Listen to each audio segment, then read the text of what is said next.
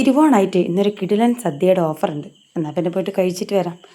തിരുവോണമല്ലേ, ഒരുക്കം ഒട്ടും കുറയ്ക്കണ്ട. ഒരു ഓണച്ചന്തമൊക്കെ ഇരുന്നോട്ടെ എന്ന് വിചാരിച്ചു. എല്ലാവരും പറയാറുള്ളത് പോലെ makeup is an art. Sorry, ഞാനൊരു ആർട്ടിസ്റ്റ് അല്ല. ആ കല മാത്രം എനിക്ക് ഒട്ടും അറിയില്ല. പക്ഷേ അറിയുന്നത് പോലെ എൻ്റെ കയ്യിലുള്ള ഞാൻ സ്ഥിരം ഉപയോഗിക്കുന്ന കുറച്ച് സാധനങ്ങൾ വെച്ച് ഒന്ന് വൃത്തിയാവും. എനിക്ക് തന്നെ ഒന്ന് കണ്ണാടിയിൽ കാണുമ്പോഴും ഫോട്ടോ എടുത്ത് കാണുമ്പോഴൊക്കെ ഉള്ള ഒരു കോൺഫിഡൻസിന്. പിന്നെ ഞാൻ ഇട്ടിരിക്കുന്ന ഈ ഡ്രസ്സ് എൻ്റെ ഫ്രണ്ട് എനിക്ക് ബർത്ത്ഡേക്ക് ഗിഫ്റ്റ് തന്നതാണ് കേട്ടോ. ഇട്ട് വന്നപ്പം ഭയങ്കര ഭംഗി, എനിക്കില്ലാത്ത കളറാണ്. Thank you Ammu. പിന്നെ ലിപ്സ്റ്റിക് ഇടുമ്പം ഞാനൊന്ന് ശ്രദ്ധിച്ചു. കാരണം ഞാനിന്ന് ഫുഡ് കഴിക്കാൻ പോകുന്ന വീട്ടിലെ എൻ്റെ ബെസ്റ്റ് ഫ്രണ്ട് ഉണ്ടല്ലോ, അവനൊരു ആസ്ഥാന ലിപ്സ്റ്റിക് വിരോധിയാണ്. അടുത്ത ആഴ്ച അവൻ്റെ കല്യാണമാണ്. അത് കഴിയുമ്പോൾ അവൻ്റെ ലിപ്സ്റ്റിക് വിരോധം മാറോറ്റം ചെയ്താൽ അവൻ്റെ തലയ്ക്ക് ഞാൻ ഒലക്ക വെച്ചടിക്കും.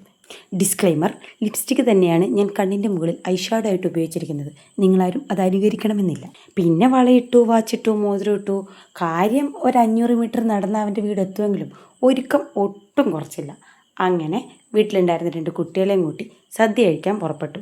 ഈ കമ്മലിൻ്റെ താഴെയുള്ള മുത്ത് ഈ ഡ്രസ്സൊന്നും ഒരു പിടിപ്പിച്ചതുപോലെയില്ലേ, ഈ ഡ്രസ്സിൻ്റെ കൂടെ അവൾ എനിക്ക് ഗിഫ്റ്റ് തന്നു തന്നെയാണ് ഈ കമ്മലും. ഞാനൊരു കമ്മൽ പ്രാന്തി ആയതുകൊണ്ട് എനിക്കിത് ഭയങ്കരമായിട്ട് ഇഷ്ടപ്പെട്ടു.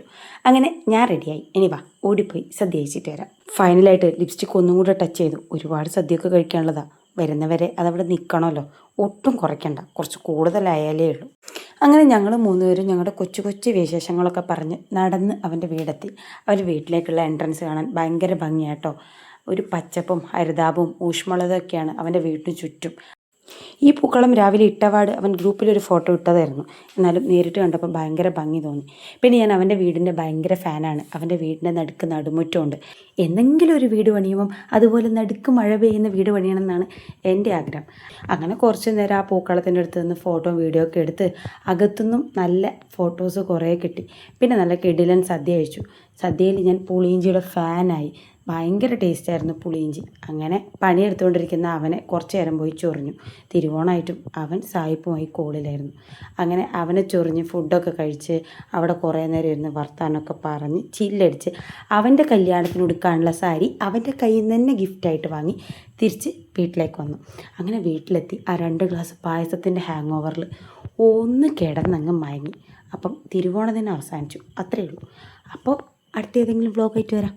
ടാറ്റാ.